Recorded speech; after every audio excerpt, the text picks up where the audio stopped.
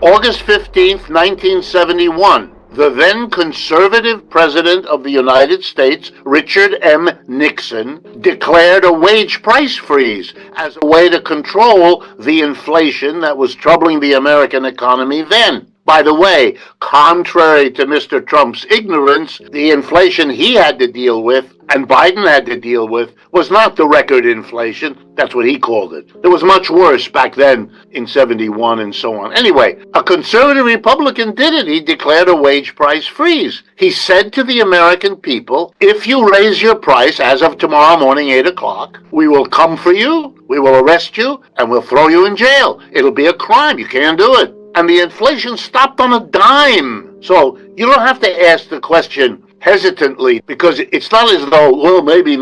We have historical examples that a government, if it wants to, can do that.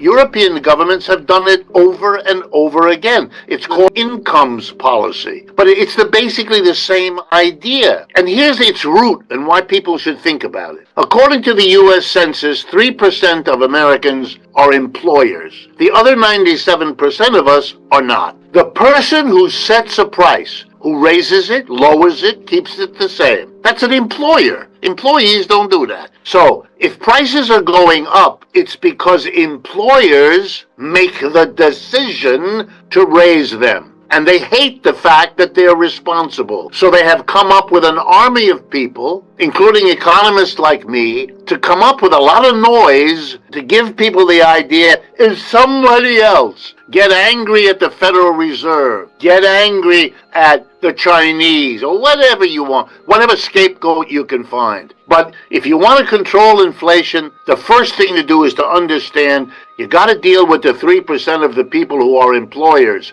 which is what your proposing does. It says to them, well, at least for 3 months or a year or two, you're not free to do what you have been doing. Bingo! Turns out, solves the problem. And you know something? It's a lot fairer than having the Federal Reserve raise interest rates. Because, of course, a higher interest rate hurts a poor person a lot worse than a rich one.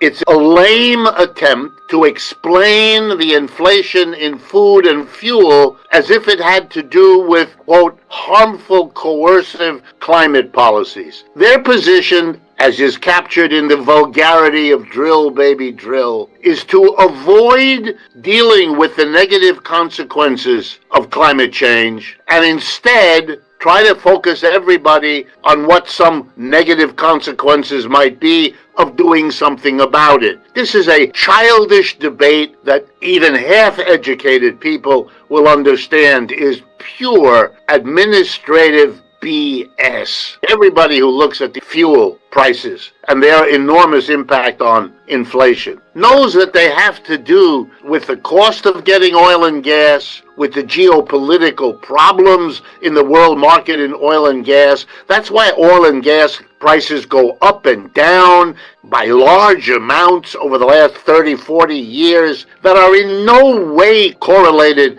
with this or that climate policy. That's just junk. For example, the cost of fuel in the last few years is overwhelmingly a result of a political decision made by the United States government and supported by all these people, namely to impose sanctions on Russia, which is one of the top 3 producers of oil and gas in the world. You shut off Europe as a market for oil and gas because Russian oil and gas had enabled the European economy to be successful over the last 30 years. If you shut off Europe, you are plunging the energy markets of the world into turmoil, which it did. And it drove the price of oil and gas crazy. And it produced a devastating inflation in Europe. It had nothing to do with climate. This is silly. And by the way, when did the market calm down? When the BRICS demonstrated their power by having China and India turn around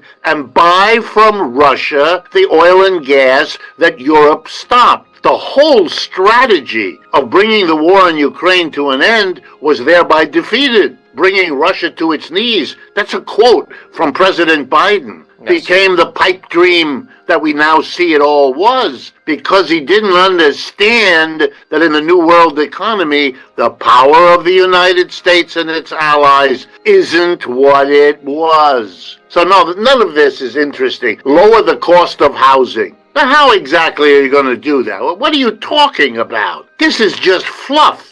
40 years ago, the CEO of an American corporation, on average, earned about 40 to 50 times what the average worker in that corporation earned. Today, it's 365. Here's my suggestion. Stop allowing price increases, lower the profits, and take it out on the CEOs and the upper managers. They've had a really good run over the last 40 and 50 years. It's time, now that the nation has a big problem, to stop that process and to recoup some of that wealth by, at the very least, not allowing it to continue. The majority of Americans, in poll after poll, agree that the distribution of wealth and income is unjust in the United States today and affirm their support for making it less unjust. Well, a price control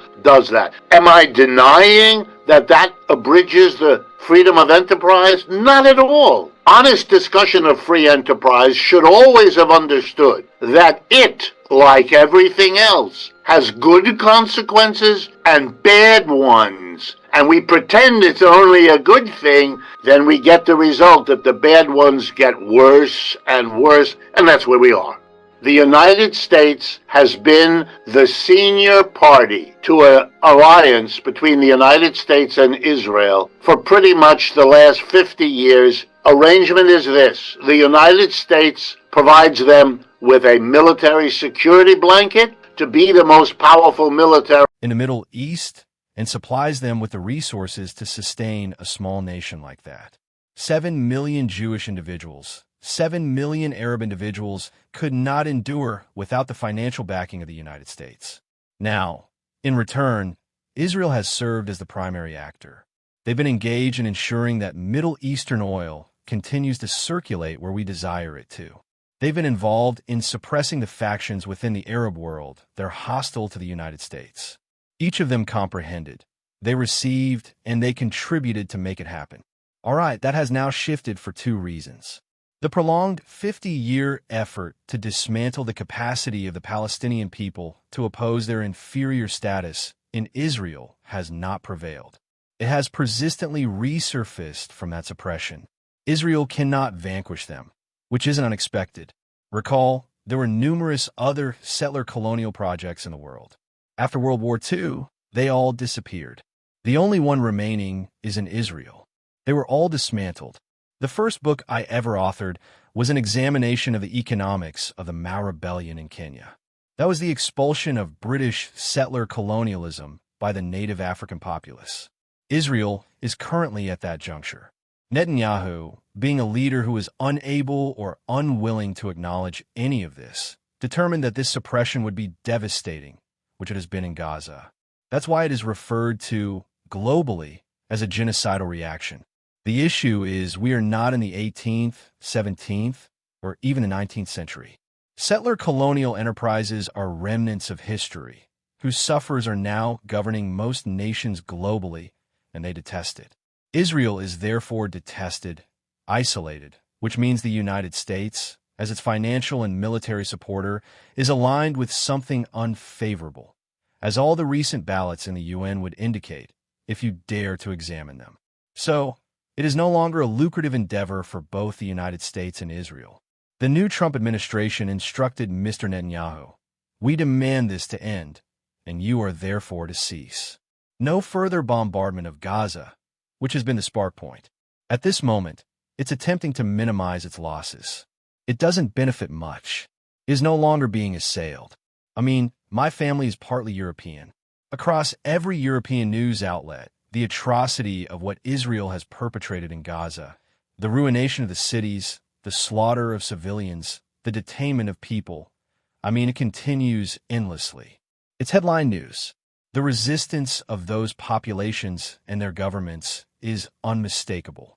Oh, They might not openly state it because they must cater to political interests, but this is failing. It's a way of placing the United States in the most unfavorable position. We are accused of our involvement, and there's no avoiding that. Mr. Trump seeks a fresh approach. I comprehend that. He would prefer to assume office without being entangled. In fact, declaring, "I am the one who halted it," which, in case your audience is unaware, is what the United States is asserting worldwide. The new Trump halted it. He is a mediator, unlike his predecessor. They are emphasizing that. It's the first affirmative statement they've been able to make. They still desire Israel to fulfill the role it previously did. They're uncertain if it can. But here's the key point. The United States is evaluating that alliance in the same manner it's reconsidering the NAFTA agreement with Mexico and Canada.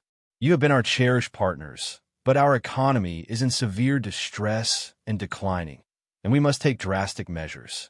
So excuse us, but we're leaving you behind. Eventually, it's not that the conflict will cease. There will be more of it. What's going to transpire is a realization that the entire approach was flawed from the outset. It has exhausted its disastrous course for 50 years. Now it's time to abandon it.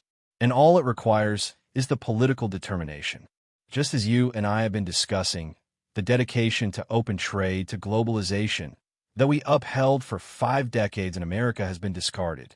Mr. Trump is proudly steering us towards economic nationalism instead.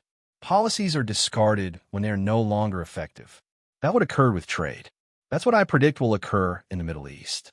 There is one faction in the Russia-Ukraine conflict that relies on the United States and Western Europe for its economic survival and equally for its military strength, and that is Ukraine. It will cease opposing Russia if and when America or Europe or both declare, "You must stop," because they have no alternative. They literally cannot persist otherwise. Their influence over Russia, on the other hand, is non-existent. They cannot halt Russia. They have been attempting to achieve that for more than 3 years now. That is a colossal failure.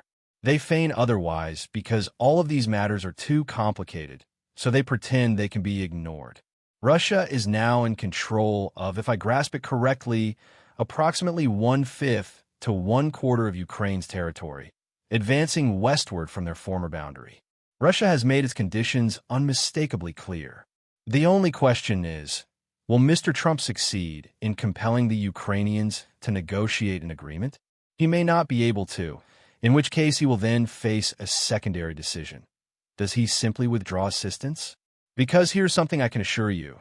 The citizens of Europe will not allow European administrations to step in and substitute for what the United States ceases to provide. Absolutely not. The majority of Europeans do not endorse this war or its continuation. And, moreover, that segment of the European populace holding that view is expanding rapidly and is not about to reverse. The new leader of the United States has declared to the world that he may claim Greenland, Panama, Mexico, and transform Canada into the 51st state. One nation is speaking about major expansion, despite the resistance of the authorities of those nations, who are essentially stating, "Be silent." Not a chance. There's nothing equivalent in Europe. No one has been singled out by Mr. Trump as a target of Russian interest whatsoever. I mean, sure, he could be fabricating, but then the responsibility falls on the individual making the claim. All right, present some proof that Russia is actually doing that.